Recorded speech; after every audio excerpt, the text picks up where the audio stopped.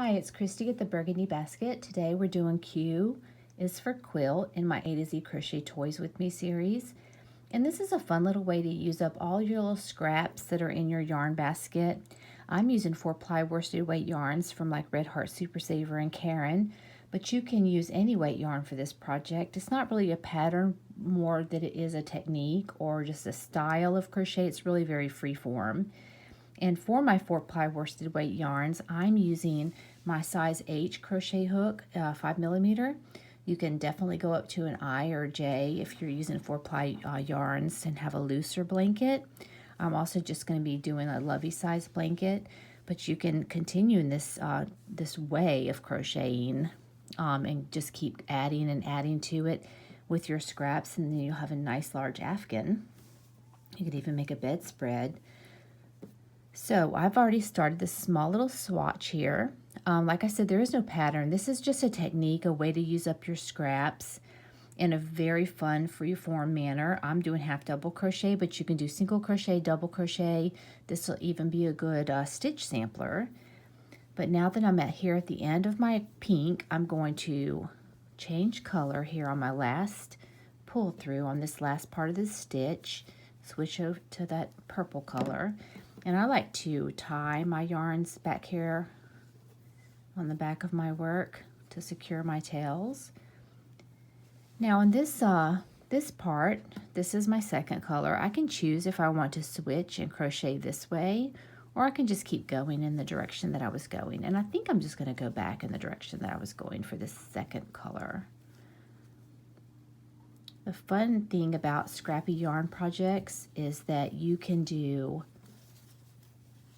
anything you want to do. It's your project. It's going to be completely unique, completely different. Do that little knot in my purple yarn here.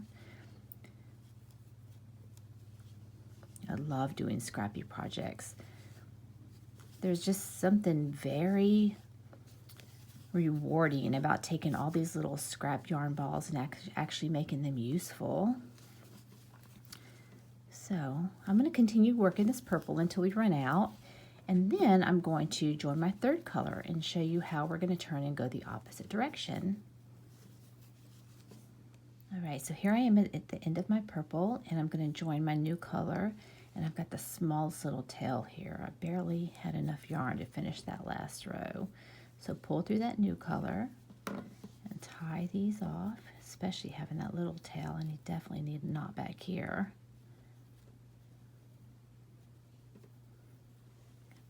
Tied.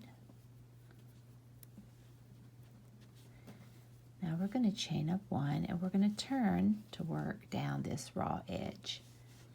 And I'm going to switch to single crochet for this raw edge. And when you work down the sides of your project like this, ideally you want to have one stitch in each of your row ends. So just evenly crochet, making sure your work stays nice and flat and you're not putting too many stitches. A lot of times I'll see people posting their blankets online and they're on the Facebook groups and they're like, hey, what's wrong with my blanket? My border's all wavy. It's really because they've added too many stitches to those ends of the rows. It's easy to do. You just want to make sure your work just stays nice and flat.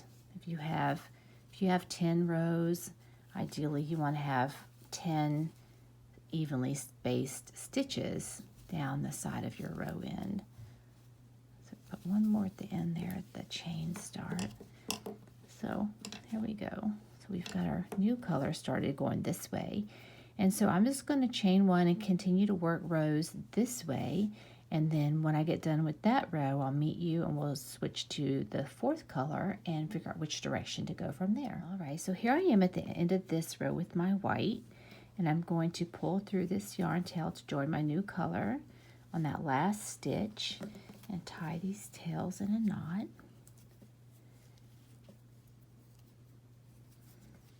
All right, so now I can choose between going back the way that I came or flipping my project and working this way. And I think I'm going to flip it again. So I think I'm going to drag this purple across the bottom of these two colors. And let's do the first row in single crochet. I think single crochet looks really nice when you're joining the new colors on your end rows. So I'll just keep it a single crochet, but maybe we'll switch it up here soon and do some doubles. And so I'm going to work all the way down this side with my new color, and I'm still working over those tails back there.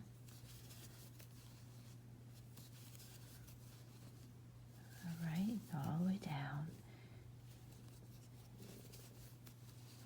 So now I've got my new row there, and I'm going to chain one and turn. I'm going to work back this way for a while until I run out of that color, and I'll come back for color number 5. All right, so now I'm back. I've ended this color here, and I'm going to join my new color again by pulling that tail of the new color through that final part of the stitch, tying these tails in the back, and chain up one, and now flip and go down this raw edge. Again, I'm going to probably work in single crochet all the way down this side. So let me do that so you don't have to watch every single crochet that I make. I'm just going to single crochet evenly spaced all the way down this side, and then I'll come right back. All right, now I've single crocheted down this row end, and I'm going to turn and keep going back. But I did want to mention, if you are working a project like this where you're using different yarns, even though these are all 4-ply worsted weight yarns, there is a little bit of a difference between this purple color here that I've used and these 3 colors. So it does look a little uneven right now, but as you work this project, it will square up. It'll even itself out, and if it doesn't at the end, you can easily block this type project and stretch all these stitches out to make them nice and square. So this is not even something that I'm even concerned about. We're going to fix all of that at the end. So I'm going to chain one and turn, and I'm going to work back across this next direction, and I'll meet you up when I'm finished with that color. All right, so here we are at the end of this color, and it's nice because I have a whole nother unfinished edge. Where I finished this way, I can go this way now. And you can plan that too. Like, for instance, if I would have had enough of this color to keep going this way and be on this side, I might have chosen just to end on this side so I can work this unworked edge here. A long time ago, I tried to actually teach myself how to do an actual quilt, and there was a quilt made kind of like this. I don't remember the name of it now, but it was fun, where you just started with like a patch of fabric, and then you sewed another one to it and ironed it and then put another one. But I didn't manage to quilt very well. So I can crochet a quilt instead. So now I'm going to single crochet down this raw edge with my new color. Crocheting over those tails to keep them nice and tucked in back there. Let me space that one out a little bit more.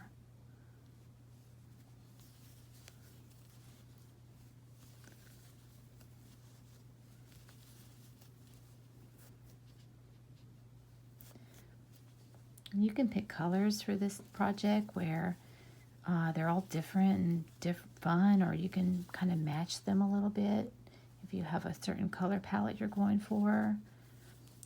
And I'm doing it, like I said, I'm doing a small lovey size blanket, and so I started with all my small balls, where I started with this little pink square that was very small. But if you wanted to use this type of technique to make a large couch size afghan or a bedspread, you could absolutely start like with a 12-inch square even in the very beginning, or a really long rectangle. And instead of using little scraps, you can use half skeins of yarn that you might have left over from other projects. There is no wrong way to do something like this. Get on there. Get on there. There you go. So now I'm going to turn and work back this other direction, and I'm going to meet you up when I get to the end of that row. Right, so I've just finished this side, and when I was using this yarn, I actually had enough yarn that I could have come back across to this side, but then that would have put me on this side that I just finished, and I really wanted to work this side to kind of square things up. So I went ahead and ended up cutting my yarn early here so I could be on this side. And I'm going to take my new yarn and I'm going to pull that through this final stitch to join my new color. Tie those tails. Chain up one. And then work single crochets evenly down this side, working over those two yarn tails.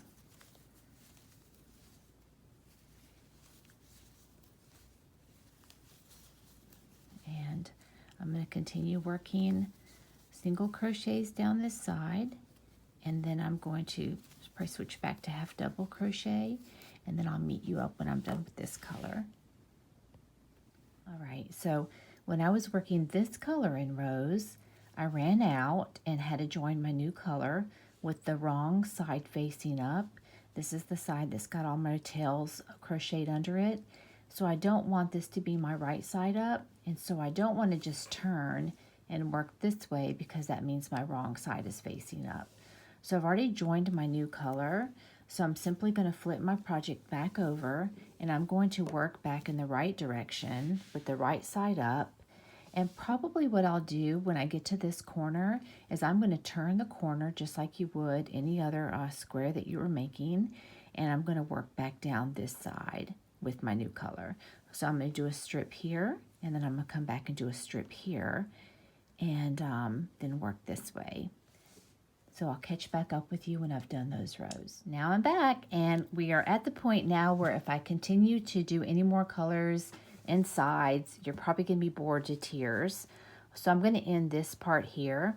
I did want to show you, however, that point where if you end on a wrong side row, you might want to flip it and turn that corner. So I've half double crocheted down this side. In that corner, to turn the corner, I've done a half double crochet, chain one, half double crochet in that same stitch just to get that nice turn, and then I've worked back along this side. So now everything is right side facing up, and I will join a new color here, and I'll continue working the sides and flipping it like I've been doing. And I'm going to keep on going until this project gets to be the size that I want. And then I'm going to show you how I'm going to finish up my little baby quilt. Just remember, as you're working your sides and your rows, if you're going to make a square project, maybe you want to make a 48-inch lapgin project. Just try to keep your sides squared up rather than just continuing growing in one direction. Just keep working in that square shape. If you wanted to make a rectangular bed throw, you'd want to be measuring and making maybe your one side a little bit longer than the other side to make it a rectangle. This is a freeform project, so you can just really do any measurement that you want. But I'm going to continue working my sides, and I'm going to come back and show you how we're going to finish up Q is for quilt. All right, so here is my Q is for quilt example, almost complete. I bordered the whole piece in red once I was almost finished. My last border row does have half double crochet, chain one, half double crochet in each of the corner spaces. And when I was done with that, I did a little running stitch of red around each of the color blocks to mimic quilting lines. And this example I did was a lovey size. This is 13 by 16. But as I went over in the video, you can keep going in this method and have an afghan or a bed-size blanket. And if you do that, you might want to neatly weave in those ends, like on the back side of this one. I was just crocheting over them because I knew I was going to be making a backing.